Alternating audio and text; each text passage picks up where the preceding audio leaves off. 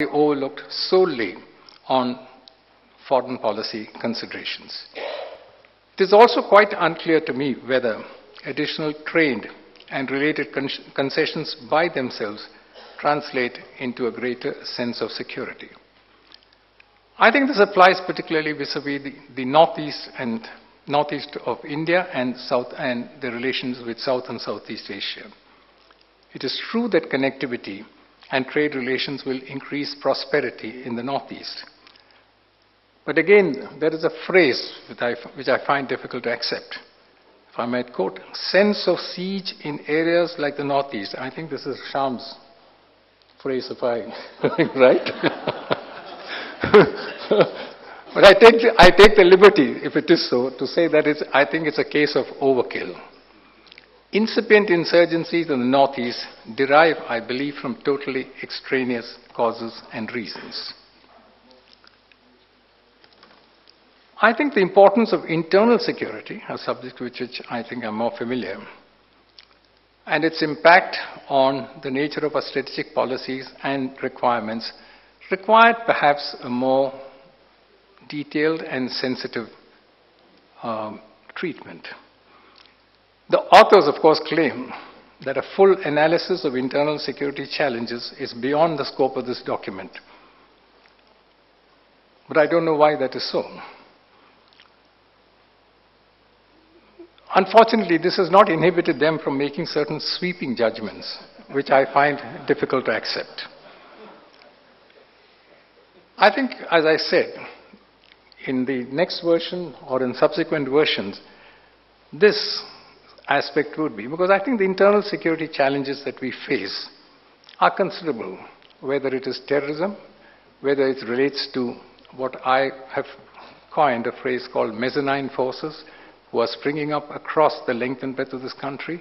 Each of them are pulling us down and preventing us from achieving our true might.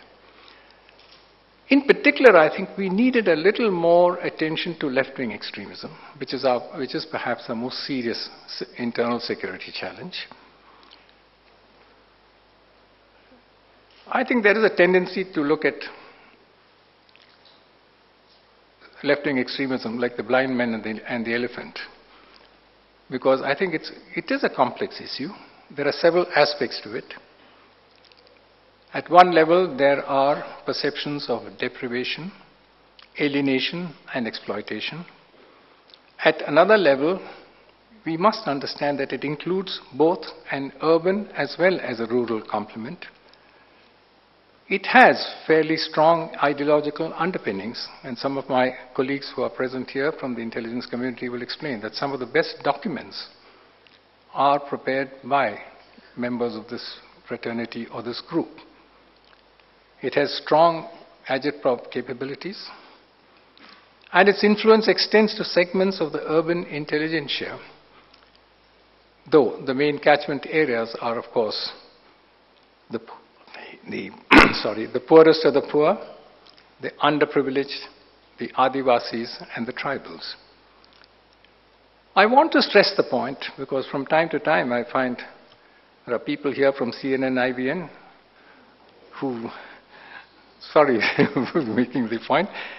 I think it's important to realize that this is the only movement in India which has a strong military core and possesses a well-structured, organized command and control system.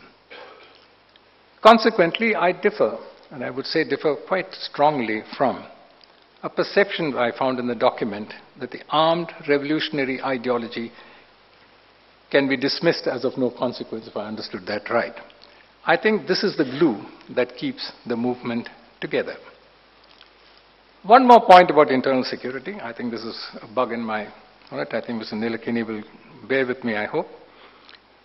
The assertion that the Telangana movement exemplifies the challenge of sub-state nationalism. I think the Telangana movement has many sides to it, but essentially it is the outcome of discrimination and economic domination of one region over the other. It would therefore be an error to elevate it to the level of sub-state nationalism. That ends my list of caveats. I fully endorse what has been stated in the document about our stakes in West Asia. They are vital, and I think we need to nurse them. I would only say that India has worked consistently with governments of different persuasion in this region. Both Mr. Brajesh Mishra and Mr. Shiv Shankar Menon will bear me out. And I think these have met with reasonable success.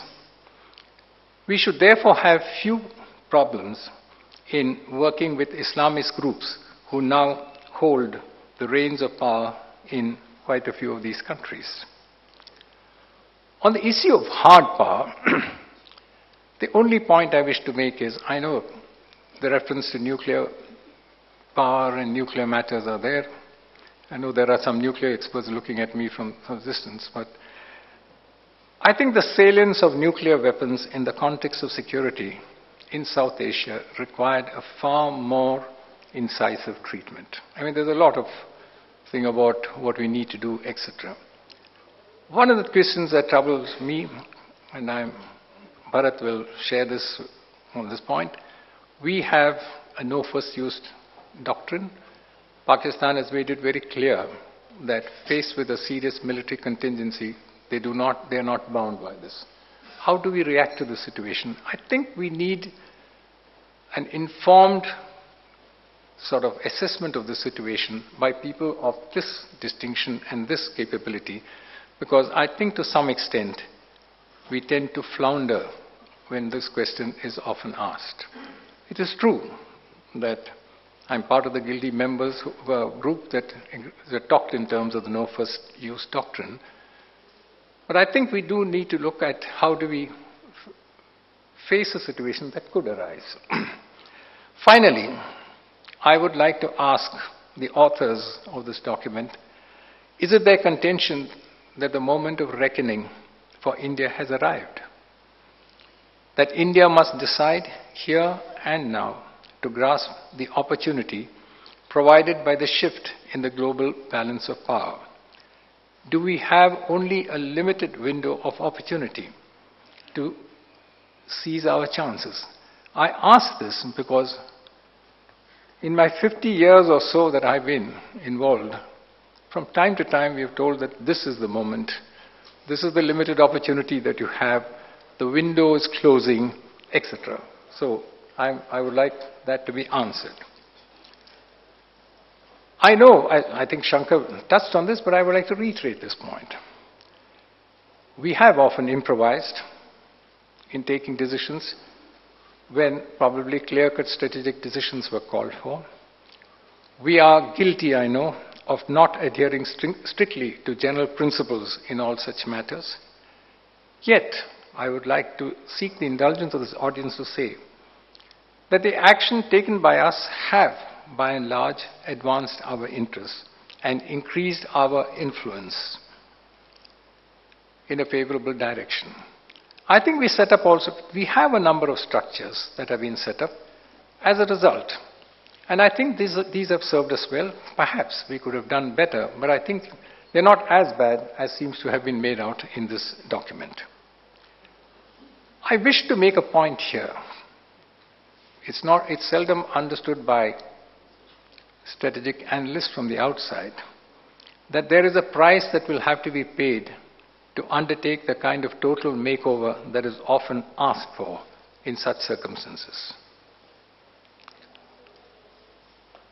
At several times in my career, I have had opportunities to work in close association with policymakers, and I realized that there are several compulsions they face.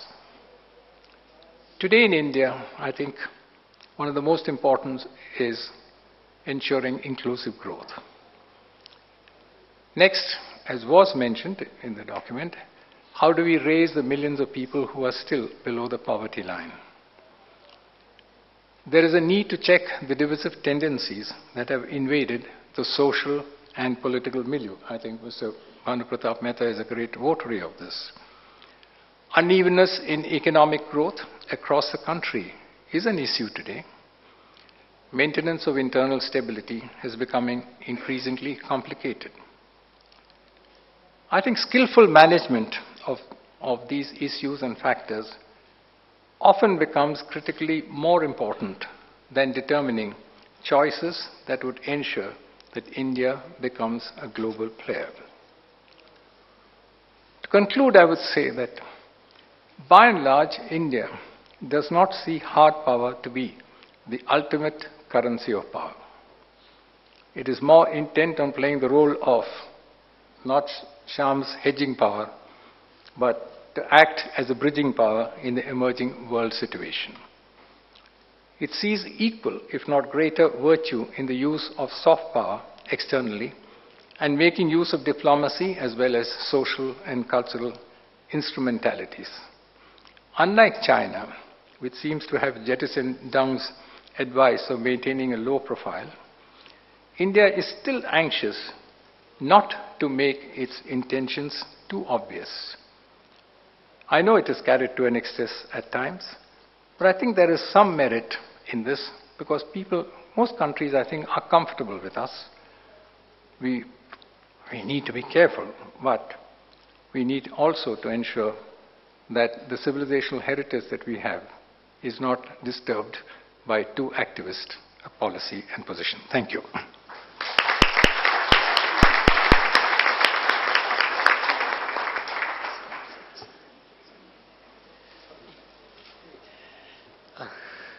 Thank you, sir, for again remarkable speech, and we particularly value all the caveats you raise. And I think the exhortation for we should have worked harder on some aspects.